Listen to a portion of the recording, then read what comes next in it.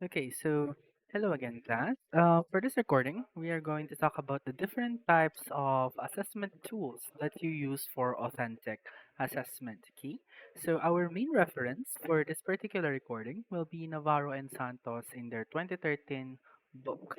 Okay, so according to Navarro and Santos, yun nga, there are three modes of assessment, or there are three modes of assessment tools that you can use in measuring authentic assessment. So sabi nila, ito ay observations, performance samples, and actual performance.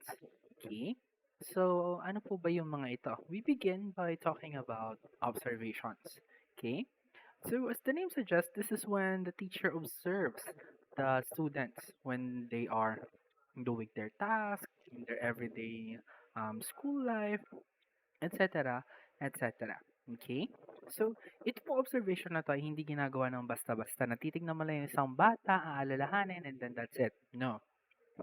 In order to formally do observation, you have to set a, how do you call this, a collection of skills or competencies na gusto mong makita sa learners. So, ano pinagkaiba nito sa pagsiset ng rubrics? Sa observation kasi, you do not force the students to do something. Okay, so your main goal there is just to observe, not to grade them just yet.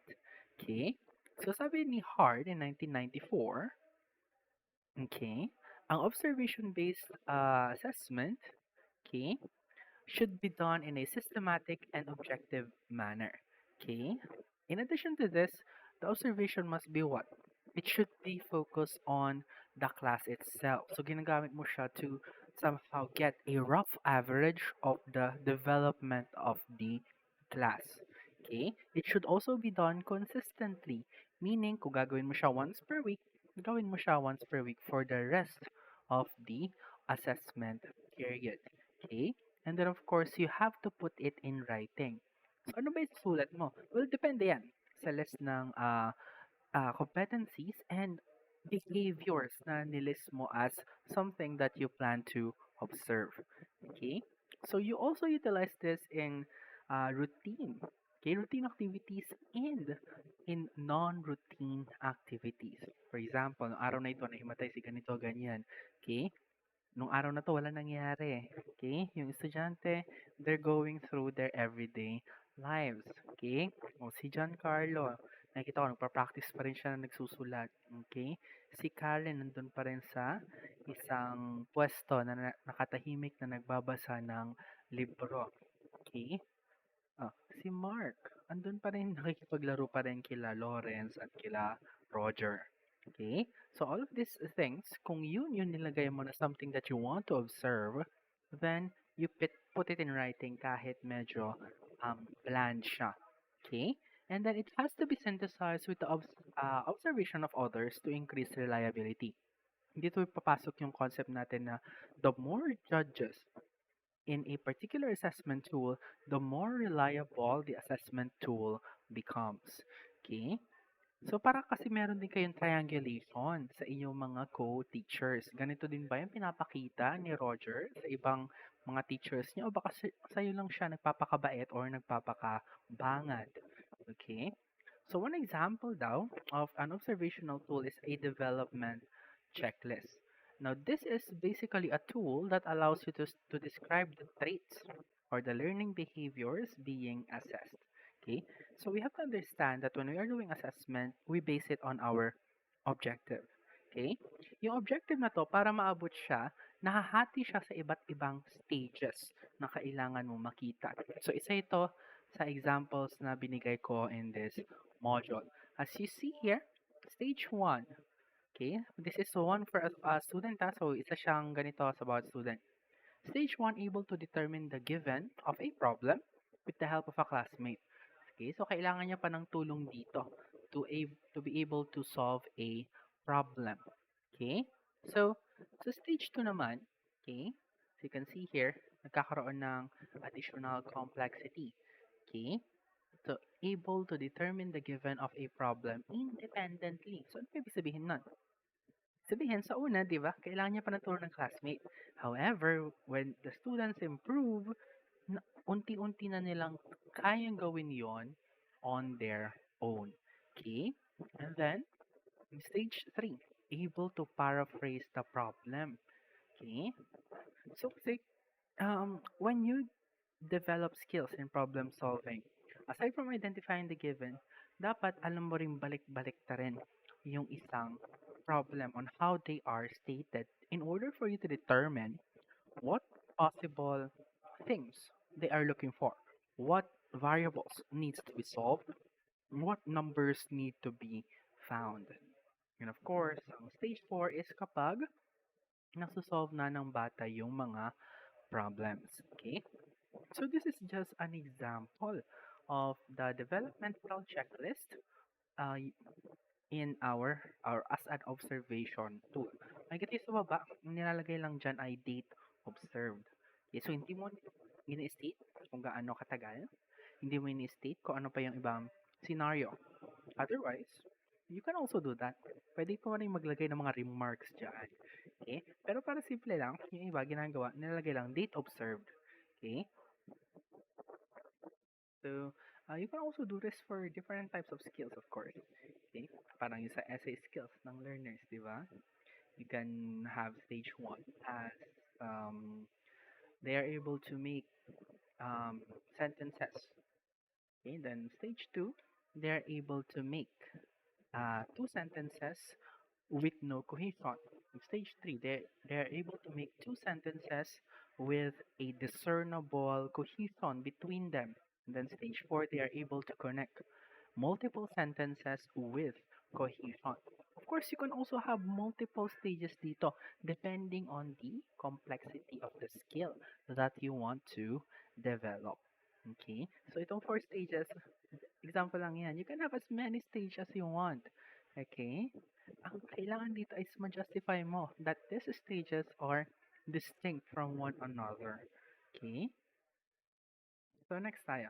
So aside from a developmental checklist, you can have a group developmental checklist. As you can see here, nakikita yung pa rin na naka-highlight. Yan yung mga stages. Okay? So sa first column, you see stage 1. The second column, stage 2. Third column, stage 3. And then fourth column, stage 4. Kita nyo, sa stage 1, mabagal pa lang magsalita and medyo nahihiya pa.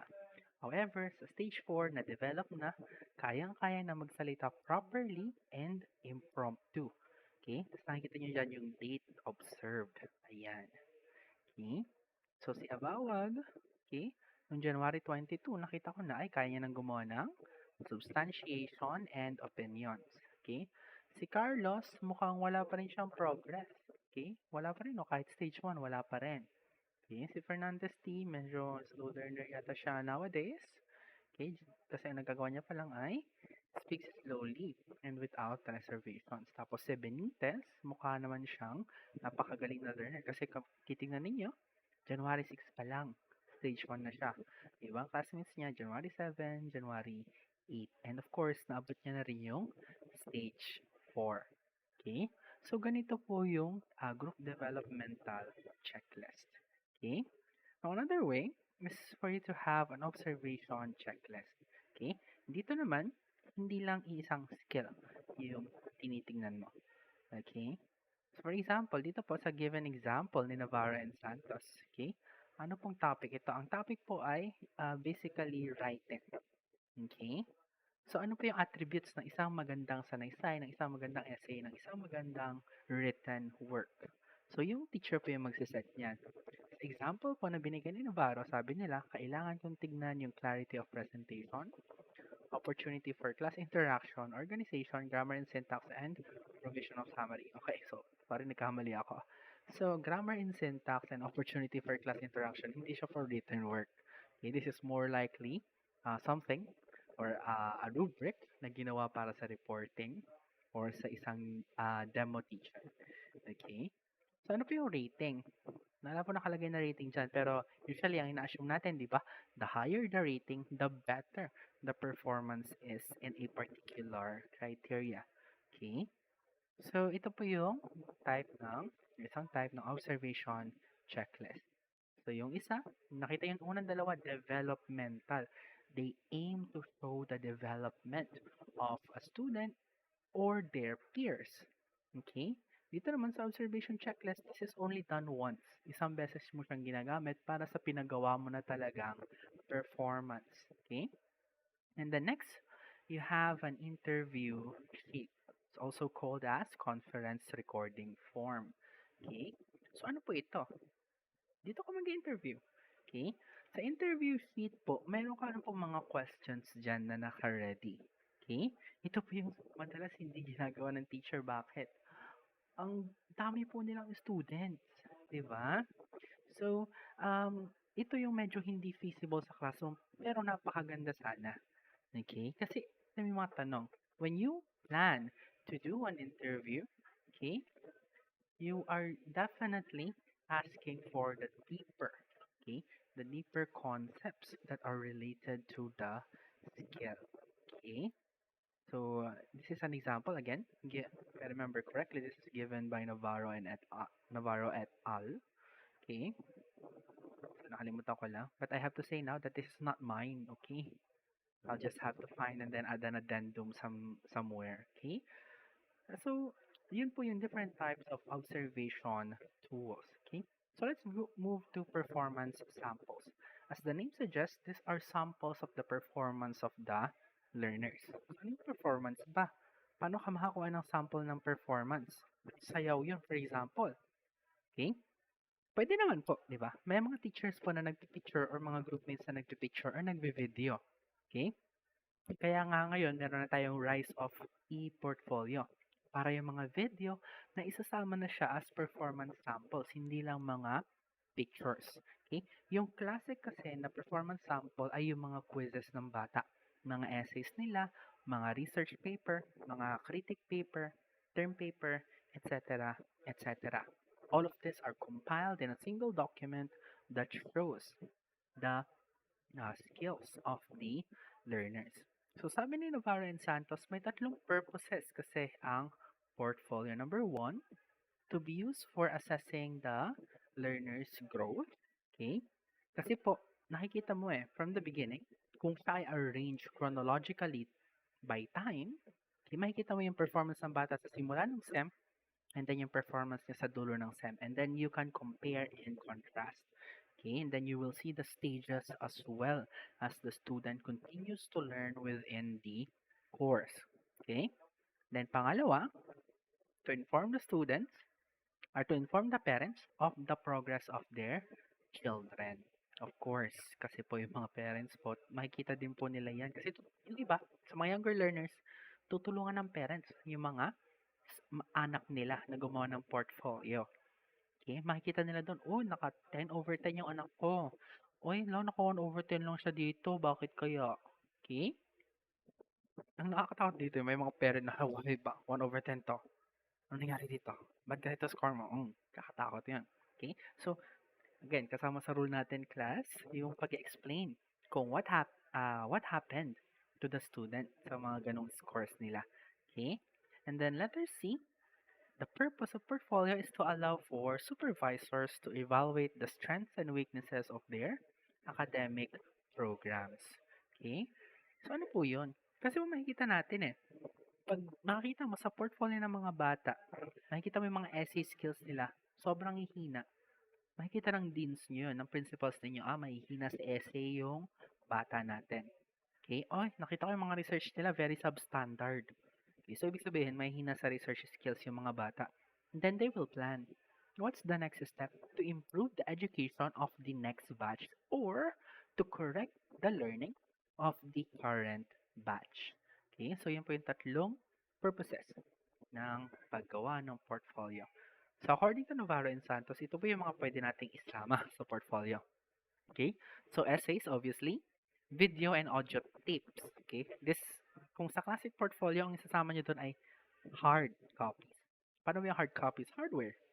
Di ba? Mga tapes talaga noon. Conference notes, kung may conference kayo, pictures, graphs, artwork, reports, and then compact discs or USB, and then field reports. Okay? So, minsan sa English, pag napagawa kayo ng brochure, definitely isasali yun. any project base that can be compiled in a portfolio, as much as possible, you want to include it there. Pero halimbawa, kung ang project mo ay mabigat, okay? Sa amin na, nag-project kami ng mathematics material gawa sa kahoy. So, mabigat. Obviously, di mo pwedeng isama yun sa portfolio. Mga pictures lang na. Okay? So, you have to understand that portfolios must also be durable and they have to be carryable. Okay? So, hindi porket po nagpa-project ay ilalagay mo na lahat. Okay? So next, you have an actual performance, which are basically milestones in the learning's ability to demonstrate the learning objectives. Dito na yung talaga magde-demonstrate yung mga students. Okay? Ang isang example nun ay yung performance checklist, which determines whether an individual can now perform an activity. Kasi nga, di ba sa authentic assessment, kailangan natin makakita ng task. Okay? So, of course, ang performance checklist nakafocus sa mga task na kailangan nilang ipakita when doing a particular skill. So, let's look at an example here. Okay? So, this one, a student name, course and section, date, and then behaviors. Ano mga behaviors yung kailangan kong makita? So, this is a performance checklist in making presentations. Behavior number 1. Pag nakita mo, lagyan mo ng check. Pag di mo nakita, walang check dyan. Okay? And then you have to list it there. Class, remember that when you are going to use these kinds of tools, kailangan informed yung students. Okay? Hindi mo pwedeng biglang isusurprise sila, okay, class. Okay? Mamayang hapon, yung kwan natin ha, performance natin, ito yung gagamitin. Ngayon mo lang ipapakita. Hindi po pwede yon. Dapat, bago ka palang magsabi ng activity, nakita na nila yon. Okay? Or while you are explaining the requirements for the activity, kailangan makita na nila agad. And then you have oral questioning. As the name suggests, this is when you ask your students. This is very much manifested in our graded recitations. Kaya kayo, di ba? Pag sabing graded recitation, hala, kinakabahan na kayo. Okay? Yung iba sa inyo nakakaroon na ng anxiety and then hindi na nakakaisip. Aside from pagtatanong kasi ng knowledge, ang oral questioning ay nagtetest din ng inyong mental stability to think under pressure. Okay? So, that's why important ang oral questioning. Kasi when you are applying for a job, when you are talking with others, sometimes you have to think a bit fast. But at the same time, fast and effective. Okay? Hindi pwedeng sagot lang ng sagot. Okay? And then you have a self-report checklist. Okay? These are basically checklist ng mga behavior din kanina, para yung performance checklist natin. Pero ang nag-evaluate ay sila. Sila mismo sa sarili nila yung nag-evaluate. Because again, iba po yung teacher evaluation at iba yung self-evaluation. Okay? So what you need to remember here is that marami po tayong iba-ibang sources ng evaluation. Pwedeng bigay ng teacher, pwedeng galing sa student, pwedeng galing sa kanilang peers, pwedeng galing sa ibang teacher, etc., etc. The more you have of this, the more reliable your information will become. However, again, always remember, mahirap po yung mag-mix and match without consideration for the scoring schemes of others. Okay? Meron po kasi tayong mga tinatawag na judger biases din. Okay? So again, ang self-report checklist, usually mas ginagamit to for self-monitoring, for metacognitive purposes.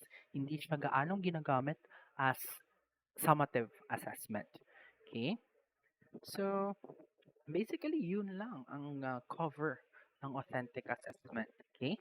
What you have to identify here, what you have to remember is that authentic assessment has been around for a long time. Okay? It has its advantages and disadvantages as well. Ang pinakamalaki namang disadvantage ng authentic assessment is it's time-consuming. Okay? Yun lang laging pinaka-problema. Kaya ako personally hindi ako nagpapa-essay kasi ang hirap i-check. Okay? What you can see sa mga pinagawa ko is that I would push your mental capacities to the maximum by having a difficult multiple choice test. While hindi pa siya purely authentic, at the very least, I can test a bit of your learning, a bit of your mental capacity. Okay? kaya yon.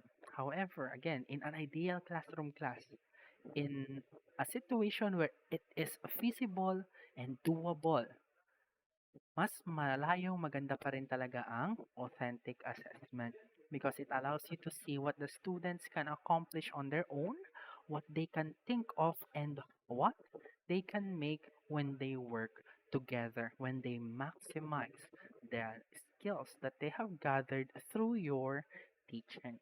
Okay, so that is all for the recording. And I hope you have learned something in the past series of recording for authentic assessment. So thank you very much, class. I'll see you on the next one. Bye.